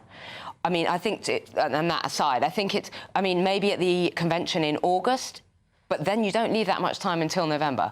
But there is no mechanism for him just to withdraw because that's kind of not how it works in American politics. But I think it's very clear to all of us. You can be an expert in senile dementia or not, but it's clear that Joe Biden at points is not a well man. And it's not funny. It's not like it used to be a sort of funny that he seemed a bit doddery, but now he genuinely doesn't seem to know at points what's going on. He does strange things like squatting in doorways and just genuinely really confused and freezing up. And Jill Biden seems to be urging him on and pushing him on, almost kind of irresponsibly, to my way of thinking. And she says things like, well, he answered all the questions, as though she's dealing with a child. When you see some of the footage, it reminds me of me kind of trying to manage a 3-year-old, that she's just trying to manage the situation. And it's incredibly cruel. If you think about it, It does feel cruel. If you're married to somebody who is in decline, and whatever that decline is, we don't know, it's your duty to protect them and make sure that they are rested and well. And if they aren't able to do that job, it's also your duty, I think, if you're with someone, to tell them hard truths. Yeah. You know? If you love someone, you sometimes have to have these hard conversations with them. And it's not just about being well or well enough to function. This is an incredible... Is this the most punishing job in the world? Yeah. Or one of them? You know, you are on call the whole time. You are running, you know, you're the leader of the free world. The job of president, the job of a prime minister, you are constantly getting up, and we know how punishing getting up at 3, 4 in the morning, but day after day after day after day, the demands on your time and on your mental kind of abilities, incredibly taxing job. Donald Trump himself makes a point of mentioning Joe Biden's age, which is 81, but Donald Trump is 78 himself. There's only 3 years difference between them. How do you think Donald Trump came out of that debate? Oh, gosh. I mean, it doesn't really seem to matter too much how he performs in a debate. The polls still are boosted by people just seeing him, because we've got to this really weird parallel universe where whatever the convicted felon does or does not do, he's been sentenced this week. Well, maybe he still want to vote for him. Rather than referring to him as a convicted felon, maybe people are agreeing with what he says. Maybe we respect the the American vote, who voted him in last time, rather than sneering at them. Maybe you respect the Brexit vote rather than sneering at people. This is what you guys do. You say, oh, well, people, you know, he just boosts his polls, because people agree with what Trump is saying. I don't think it's that simple, Emma. I think, like, you know, he's a charlatan. He's a born charlatan. He spent years cultivating an image and a manner of rhetoric and a way of speaking to people that pushes buttons. But you're intelligent enough to see that, but they're too thick to see that. Is that why millions of Americans voted for Trump? I'm not saying that. It's not that they vote for him because they get invigorated by the charisma of him rather than the policies. And the policies, and also he doesn't always stick to what he says he's going to do anyway. I know he's a showman, but I find it really disrespectful. We do it with Brexit voters and we do it with Trump voters. People are basically too thick. They're just being triggered. They're hearing this stuff, but they can't analyse it. They can't make up their own minds. They can't vote for what they vote for. That's not what I'm trying to say. I'm trying to say that, like, the charisma thing, you know, like the idol that is Trump, that he has been cultivating for so many years, has got under the skin of certain people. And I understand the showmanship being it's like exactly what we've been saying with, you know, about Farage. That is very compelling to people. When they want something different, that's what they go for. But, you know, he is disingenuous. He is a convicted felon. He is a liar. He has done so many terrible business deals. He had to pay damages to somebody he raped. I mean, this is not a man of high standing that people should want in office. Do you think, though, I mean, sort of like, you know, Farage and Trump, they get on incredibly well. I mean, it is very important that we keep the special relationship that these two countries have. I mean, if we have Starmer, and I suspect we will, all the polls are pointing in that direction as our Prime Minister come Friday, how is the special... And Trump is predicted to get the presidency. One of the Sunday papers, Dawn, was referring to Starmer's speech on the steps of Number 10 on Friday morning, and it just gave... I mean, you know, and this is the reality, guys. In a few days, we probably will have a Starmer Prime Minister on the steps of Number 10. I mean, I think there'll be lots of recounts. It might be one of those things that goes on and on through Thursday night into Friday, and there's all this stuff about postal votes and blah, blah, blah. So it may be one of those things that's argued over for a bit.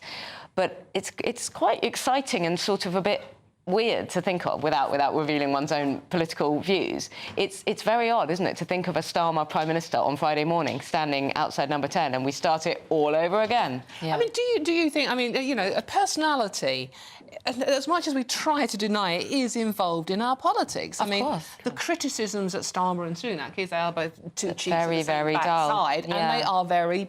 They don't fire people up, do they, really? You don't get excited in the way that you see these crowds responding. Unlike That's what I mean about Trump and Farage. I mean, people get excited. Right. And it's a lack of... what the problem is for people like Starmer is that they're so afraid of actually being inauthentic, that they come across as that because they don't let themselves be themselves freely. They're so afraid of revealing too much. You know, and I think back to that. Do you remember that conference when Rishi Sunak's wife spoke about him, and the whole idea of it was that she was trying to kind of humanise him, and the details that came out about him, like in rom-coms and stuff, and it was just so cringy. It very much was excruciating. It totally bombed. It totally didn't work. So it's like some candidates can't play that card at all. What has been interesting? And they're trying to be authentic, and that's not authentic. Yes, I think you put it beautifully. Yeah. They're trying to be authentic, or referring to the father being a toolmaker endlessly. Oh, you mentioned that. But I think that what Farage and Trump are quite good at, and that's, you know, kind of what you're saying, they're good at being authentic because they kind of are being authentic. They are who they are. Yeah. But lots of people don't like who they are. But lots of us don't much trust politicians at all. Well, it is interesting how both countries are in this particular problem at the moment. The thing is with our Starmer, if he is going to be Prime Minister, he's going to have the least popular rating. I think he's on a -20, which, I mean, it makes him the least popular Prime Minister that we've had for a long, long time. And he's probably therefore not going to be Prime Minister for very long. He's going to be usurped. I mean, this is this is what's to come and what we aren't able to talk about yet because we're focusing so much on the election still. If he does get in, he will quite quickly face challenges from people within his party that want to be the leader instead. Yeah, and I think with the big predicted majority, that is going to be a lot more infighting than I think he's prepared for. Oh, anyway, running out of time. Politics, fascinating. Who knew? I'm Dawn Neeson. This is GB News Sunday, and there's plenty more coming up on today's show. But first, here is the news headlines with Ray Addison.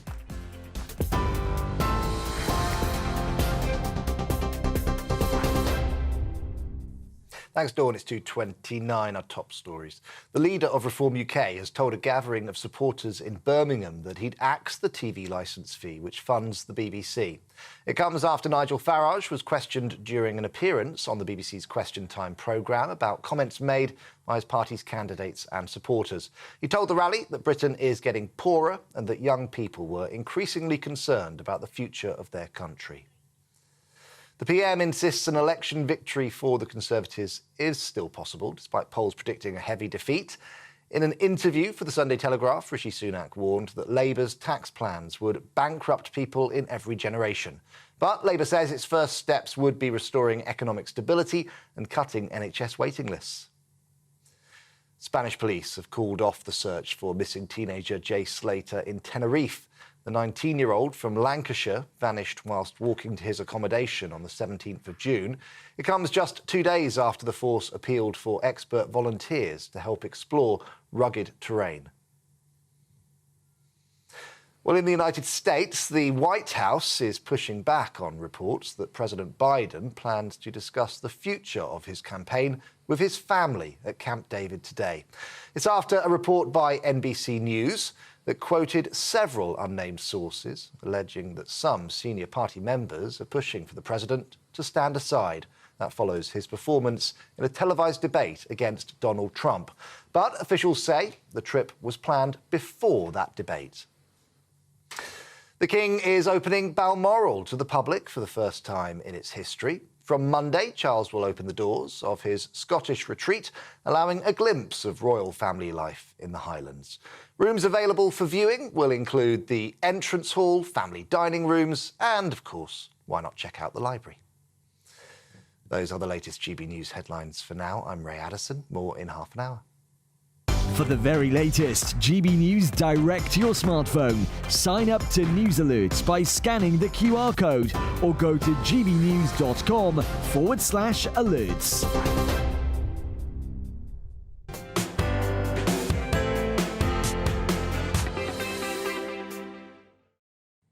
Thank you very much, Ray. There's plenty more coming up on today's show. But before I tell you what we've got lined up for you, Nana Queer's show is on later at 3 o'clock, and she joins us now. Nana, lovely to see you. Sounds like you've got a cracker lineup. What exactly are you going to be doing? Well, of course, we're going to be dissecting a bit of Nigel Farage's speech at the Reform UK rally. Very interesting. He said quite a few good and interesting things. Some people may not agree with what he said, but he was quite forthright. Then we're going to ask whether any of those TV debates have swayed your vote. And we ask this because if you saw the way what happened with Trump and also what happened with Biden, the fact that a lot of people watched it and thought, oh, no, I can't do that anymore. I can't vote for Biden or I can't vote for Trump. We're wondering whether any of these debates on TV that you've seen for our election here in the UK have swayed your votes. Loads. I've got an incredible mystery guest, brilliant panellists, and all of that is coming up. A real cracker. Thank you very much, Nana. Nana will be with you at 3 o'clock. And now, remember, let me know all your thoughts on the stories we're discussing today by visiting gbnews.com/your say and join the conversation or message me on our socials. We're at GB News. Lots more coming up on today's show. Do you think you can pass the British citizenship exam? A new study has revealed that over half of Brits would fail if they had to sit it. Stay tuned to find out some of the questions you need to know to become British. All of that and much more to come. I'm Dawn Neeson and this is GB News, Britain's news channel. Don't go too far.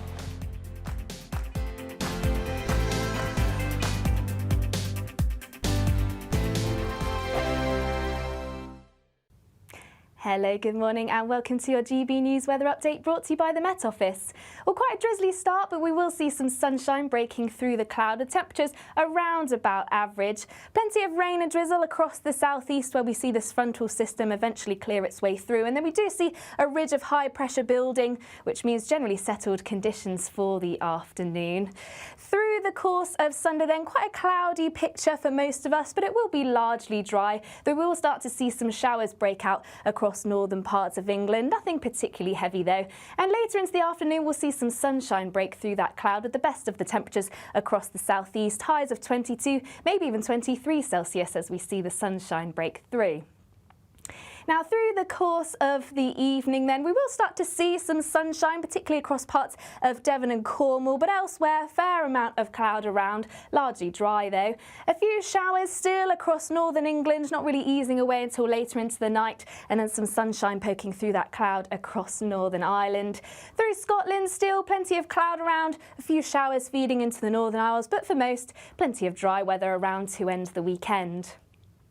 Into the evening, a bit of a change as we start to see some outbreaks of rain push their way in from the west. Once again, nothing particularly heavy, but it will lead to quite a damp morning for some of us to start the new working week. Elsewhere, though, largely dry, a mix of cloud and some clear spells. Where you do catch those prolonged clear spells, feeling a little bit cooler than of late, but most towns and cities holding into the double figures. For Monday then, generally quite an unsettled picture. We'll see those outbreaks of rain continue to push their way across parts of England, staying largely dry across central and southern England, just some patchy areas of rain at times. But once again, the best of the temperatures across the southeast, highs of 21, possibly even 22, depending on how much sunshine breaks through. This election night, we're putting on a party. And you are invited. We'll be here with you. Following all the twists and turns. As well as all the live reaction from our election night watch party. With our GB News lineup. And as morning breaks, we'll be here with breakfast from 6 a.m. As it becomes clear who the winners and the losers really are. Vote 2024. Thursday the 4th of July. Only on GB News. Britain's election channel. Congratulations to the GB News winners at this year's Trick Awards. And the winner of Interview of the Year is... Alistair Stewart reveals his heartbreaking diagnosis to Camilla Tominey. And the winner is GB News Breakfast. And the winner is Nigel Farage. And thank you to you, our GB News viewers and listeners, for making us the People's Channel, Britain's news channel.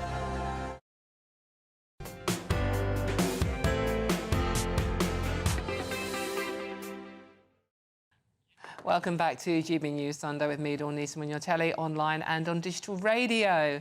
Now, just to correct one thing that was said earlier on, the reform policy with regard to migrants is 1 in, 1 out. It's not 0 migration. So we just needed to correct that for you all. Now, talking of that, could you pass the British citizen exam? Well, a new study has revealed that over half of Brits would fail if they had to sit it. Me being one of them, by the way. Just 42% of those who took a sample version of Life in the UK quiz achieved the 75% pass rate that would be needed to become citizenship. That despite many of the questions seeming far from taxing, such as, I got this one, the only one I did get actually, when is Christmas Day? And what sort of event is the Grand National? Now, these are actually multiple choice questions as well. Oh, that's OK. Well, they're not that easy, some of them. Oh, I was worried. Those are easy. Right. They're fine. And multiple choice anyway. You've got the options there. Kind they're of. a bit too similar. It's a bit like... No, but Christmas Day, fine. Grand National, horses. OK, that's OK. Right, I thought you were going to start asking us the subsequent king after Henry IV. So someone did get that famously wrong the other day and said it was Henry III or something or other. Obviously losing. But they don't just go in numbers. They change the houses of monarchy, don't they? I don't know the answer to that question because I failed this miserably. Any case, right, OK, I'm going to start off with a really simple one. Right, let's come to you first, Nikki. When was the last battle between Great Britain and France? Oh, God, I don't actually know that answer at all. See, this is really embarrassing. OK, something to do with Bonaparte. The Battle of Waterloo. Well done. Oh, well done. Yeah. Or you could have been slightly tricksy and said, well, it's the last time they let a load of boats come over the channel. No, I want to be factually accurate. Yeah, absolutely. OK. This one's very relevant. How often are general elections usually held in the UK? Yeah. 4 years. 5 years. Well done. If you don't know that after the last few weeks, come on. I mean, how can we not be aware of that? OK, and this is another one. Which two houses form the UK Parliament? Is it, wait for the multiple choice, the House of Lords, the House of Members, I'm saying nothing, the House of Commons, or the House of Fraser? That's silly. That's just... I'm not making this up. That's just silly. That's Obviously, very Commons and silly. Lords. Good. Well, what's the answer? Can we have a hard one? Yeah, Commons and Lords. Yeah, OK. Yeah. It was tempting to say members, though, wasn't it? No. Well, it was in my world, having met some of them. Right, OK, what sort... Can I say that? I just did. What sort of event is the Grand National? Is it a rugby match, a golf tournament, a horse race or a tennis tournament? Horse racing. Horsey. But now what's worrying me is that only 42% of the country got these right. Yeah. That's surprising, because the questions are really obvious, aren't they? Some of them are. OK, who was voted the greatest Briton of all time in 2002? Was it Isaac Newton, Winston Churchill, Alexander Fleming or Mo Farah? Must be Churchill. See, you're really good. I mean, you two can stay here. But then again, coming over from another country, these things might not be as you know. So I mean, this imagine is stuff you absorb. This is like knowledge. Some of it is knowledge. But then you the absorb Battle of over the Waterloo years. question was quite hard. Yeah, but you're clever. Yes, just referring to the one I got right. No, but I'm just saying, some of them seem very obvious to me, and some of them seem very... Let's try one that's slightly more difficult then. OK, what type of literature are the Canterbury Tales? Are they poems, novels, jokes or fables? Fables. Well, they're sort of poetic fables. Oh. Well done. Yeah. Actually, poems is the correct answer, but poetic fables is sort of hedging your bets a bit there. It is written in verse. Yeah. So they're written in poetry. verse. Yeah. I mean, look, we could give you a whole lecture on. Yeah, well, OK, yeah, thanks. I'd rather not have that. It's a Sunday afternoon. OK, who supported... Oh, my God. Who supported King Charles I during the Civil War? Was it the Roundheads, the Suffragettes, the Quakers or the Cavaliers? The Cavaliers. The Roundheads. Another point for you. Yeah, because Charles comes from Cavaliers. Yeah. OK, and what's this one? Although I did think it was the Roundheads. This is one that confuses a lot of people, actually. Great Britain refers only to England, Wales and Scotland. Is that true or false? Because the difference is between Great Britain and the United Kingdom. Yeah. So what is Great Britain? I'll go true. Yeah, I'll say true. Yeah, actually, and you're both right. So absolutely well done on that one. And I think time for one more.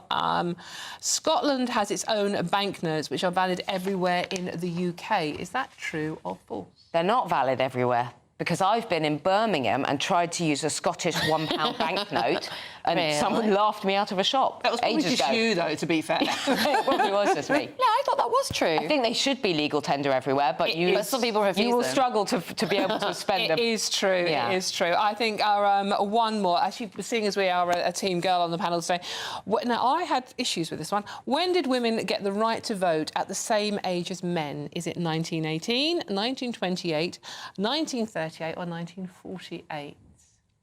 At the same age as? Yes. It's either 1918 or 1948. I think it's 1918. It's the correct answer is 1928. Oh. But when women first got the right to vote, it was only married women of a certain social status. Yeah. So this question isn't quite clear, to be honest with you. So if you're confused at home, then that is probably Christmas Day. Do we need to do that one? Could it be the 25th? Of which July? month, though? Which month? July? Okay. So, I mean, what do we make of this? I mean, how are people actually failing this? It's a funny mix, isn't it, of really quite historical kind of academic stuff, I think, and then really, really obvious stuff. But maybe, I don't know. But I just find it the test itself is odd to me. Because what's it testing? What's it testing? And what's the most useful stuff you could ask someone to learn in order to live well in this country? That's the question then. What questions should... I mean, you can play at home, or what questions should we be asking people who want to become a British citizen? What is the most obvious question, Nikki, that you would ask them? I would say milk or hot water first on the tea bag. That's very British, though. That is... that really is important to know that, and how about the scone issue, jam or cream? I mean... No, I'm not going down that route. I think genuinely what would be the most useful thing, and this is what I've observed in people that aren't able to really operate in this country, is can you speak a bit of English? I think, and I don't mean that in an unfriendly way, but when you see like mums who are relying on their children who've learnt English, I think having a basic knowledge of or helping them with learning some languages would be a lot more useful than these funny questions. Completely, To help you operate in the country, a little bit of basic English is what you need. And also for people that, you know, if you are reliant on other people, you are at the mercy of other people. Vulnerable. And as a woman, especially, you know, that worries me a lot, that people wouldn't be able to speak a language and then other people could take advantage of that fact. So. To sort out your housing and your health and all of that stuff, I think you need some basic English skills, and that's what we should be helping people with, not testing them on in the way that these citizenships are. Exactly that, no, absolutely. And so what about, I mean, the argument against that is that when we move abroad to live in Spain or something, we don't bother learning the language either. No, and you're right. And I think that, you know, in order to kind of take part in a country, you just need a bit of communication skills. And yes, so we should do the same. I mean, people, you know, Brits abroad, they just shout really loudly and go, waiter, 2 beers, please, and wave their euros around. So I suppose that's what we do abroad. But it's funny because I used to live some of the time in Cyprus, and I do speak bad Greek, the Cypriot accent. And I went to Cyprus the other week, and I was there using my bad Greek. But it completely changes how people receive you if you just try. You don't have to get it right. And I understand that, you know, I have such a better experience of going there than other people because of that. So, yeah. In any case, we weren't the worst, by the way. There is a country that has a worse pass rate for their citizenship, our quiz. And can you guess what country that is? America. Australia? It was actually Canada. Oh. They're even worse than we are, so go figure. Right, unfortunately, we've run out of time on that one. But let me know your thoughts. What would you ask so people could claim British citizenship? Speaking English, is that more important than knowing what the Grand National is? Well, I'm Dawn Neeson, and this is GB News Sunday, and there's lots more coming up on today's show. Now, England manager Gareth Southgate says he is desperate to do well for my country. That's nice. As the Three Lions prepare to play Slovakia in the last 16 of the Euros tonight. All of that and much more to come. This is GB News, Britain's news channel. Don't go too far.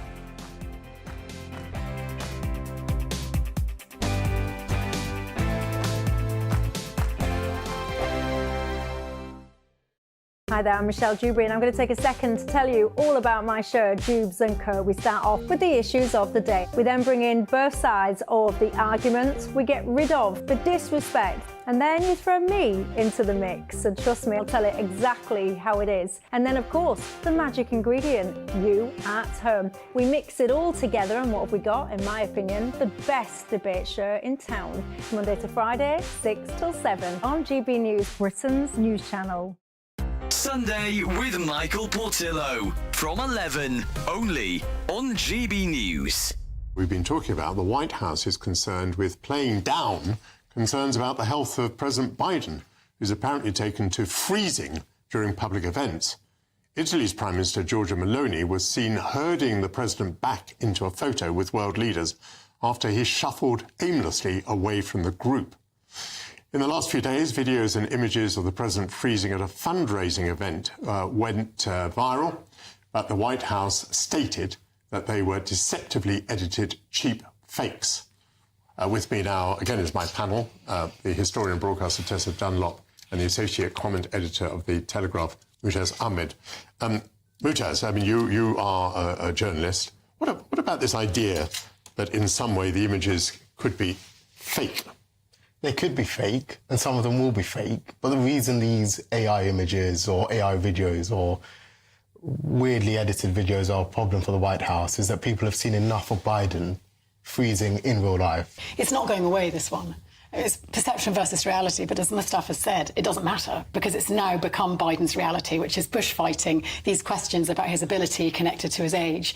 I don't understand where you go from here. He's got a vice president who isn't presidential material, who I think polls worse than he does, despite these, you would call them ageist. In many ways, it's about his competence, isn't it? It can make a big difference when the president whose competence, mental competence, is under question, is running on the matter of competence itself. They're trying to paint Trump as being incompetent, as being not presidential, as being unable to lead, while they have a candidate who struggles to get off the stage. Yeah. That's the issue for them.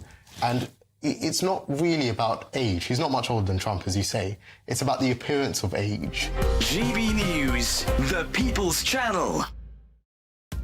Are the newspapers getting you down? My wife didn't divorce me that month. Struggling to separate the wheat from the chaff? I know that it's a bit of a circus at the best of times. Well, don't worry. Headliners has got you covered. We'll take the burden of reading the day's news, and if we get depressed, who cares? It's an occupational hazard, frankly. That's Headliners on GB News from 11 p.m. till midnight, and the following morning, 5 till 6 a.m. on GB News, the comedy channel. Nah, just kidding. Britain's news channel.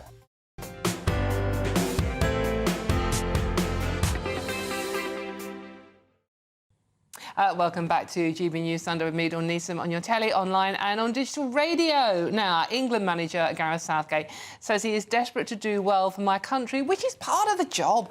As Three Lions prepare to play Slovakia in the last 16 of the Euros tonight. Now, I'm looking forward to it. Evidently, we are going to... This is the most important fact, by the way. We are actually going to drink an extra 6 million pints of beer will be drunk today. That's not just by me, by the way. So cheers if you're watching the football. I mean, you know, there's been a lot of criticism. We've talked about Nigel Farage being positive today. So we haven't covered ourselves in glory. England out in Germany at the moment. So we should get behind the team and cheer them on. And you're looking at me like, Nikki, no, yeah. Go on, shut up. Go on. I wish I cared. I wish I cared. Nikki! I know, but I don't, because I was so impressed with the Lionesses winning for, they're so terrific and they're amazing role models for young women and they're brilliant for our country, but the men just don't have it. We're just not I'm the opposite. I think women's sport is a bit deadly dull. I just want tonight to be dramatic. I think we've had this kind of Lions rather than the Lions. It's been such boring games thus far. So I don't care if Slovakia win. I just want it to be a dramatic game with something to watch, some reason to tune in. Slovakia, right, a population of 5.4 million, and the entire Slovakian squad is worth less than Jude Bellingham. It's astonishing, isn't it? How much we pay our effectively teenage... just turned 21, by the way. Just turned 21. Yeah. Talking of Jeffs, we've got another Jeff to join us now. GB News reporter Jeff Moody, who is doing something very football-orientated. Jeff, hello. Yes, you are. Hello. Well, it's very difficult to hear you because it's quite loud in here. I'm at the Walkabout Bar, which is in central Bristol. The crowds are beginning to gather. It's a little quiet at the moment. Most people are watching the motor racing at the moment, but there are a few football fans in, and I've had a chat to them as they're starting to get slowly tanked up. They're all looking forward to the match tonight. Everybody highly critical of England's performance so far, angry, I would say, but they are all, everybody in this bar is predicting that England will win. I've heard various score predictions from 2-1 to England to 2-0 to England to a 2-all draw. So everybody does seem to have their hopes set quite high. Of course, it has been a pretty disappointing competition so far for England. That drab 0-0 draw with Slovenia last time was greeted with boos, wasn't it? And also cups were thrown at the manager Gareth Southgate. I think it's fair to say that, you know, his career really is on the line. He's got to try and put it out of the bag today if he possibly can.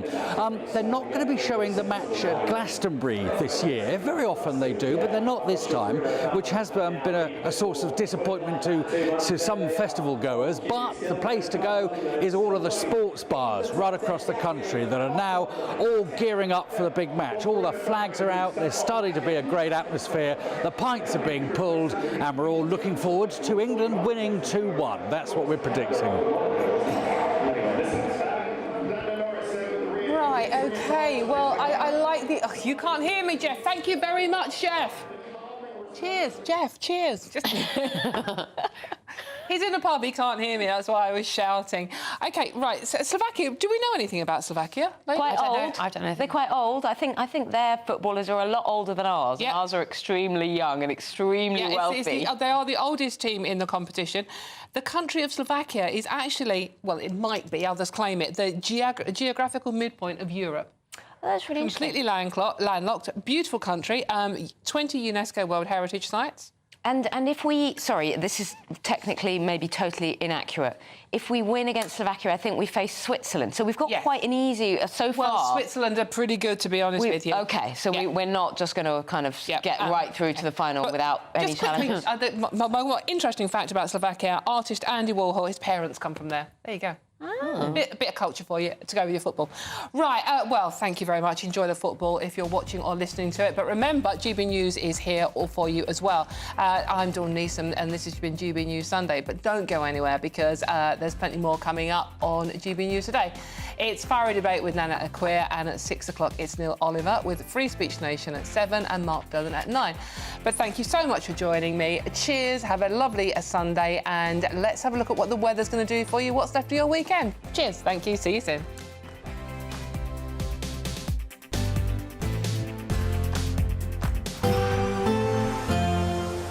Looks like things are heating up.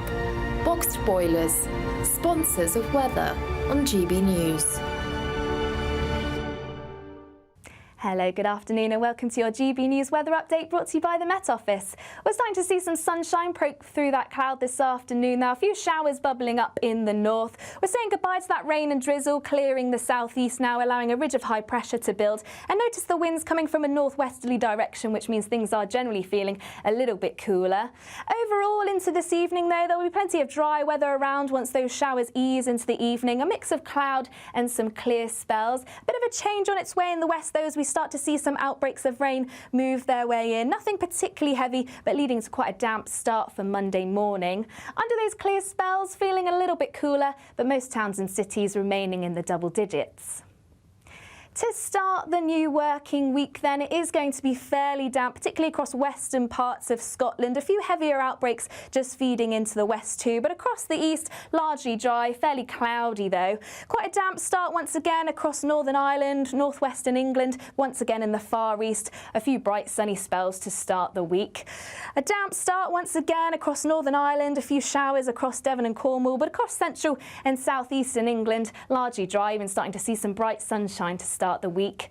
On the whole, though, Monday is going to be quite an unsettled day. We'll see those outbreaks of rain continue to push their way eastwards, a little bit heavy at times, mainly across the hills. But once that rain clears through, some bright sunshine will begin to develop and staying driest for longest across the south and southeast. And that's where we're going to see the best of the temperatures. Highs of around 21 Celsius, so a notch down compared to the weekend. Into the evening then, we'll gradually say goodbye to that rain as it clears into the North Sea. A few spots of rain and drizzle for parts of northern England and parts of Wales, but on the whole, it is going to be a largely dry night. Next week, fairly changeable with some rain and showers, but where you do catch the sunshine, it should still be feeling pleasant and warm.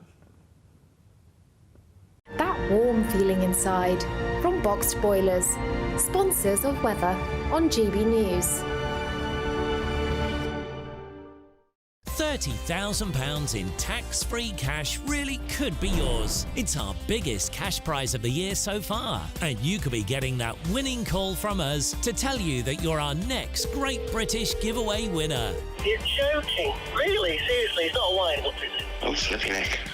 Oh dear. Oh my God. This is amazing. I'm in shock. Like I said, I've never won anything like this. That is absolutely fantastic. Over the moon. Thank you. For a chance to win £30,000 in tax-free cash, text cash to 63232. Text costs £2 plus one standard network rate message. You can enter online at gbnews.com/win. Entries cost £2. Or post your name and number to GB07 PO Box 8690 Derby DE1 9TT. UK only. Entrance must be 18 or over. Lines close at 5 p.m. on the 30th of August. Please check the closing time if listening or watching on demand. Good luck.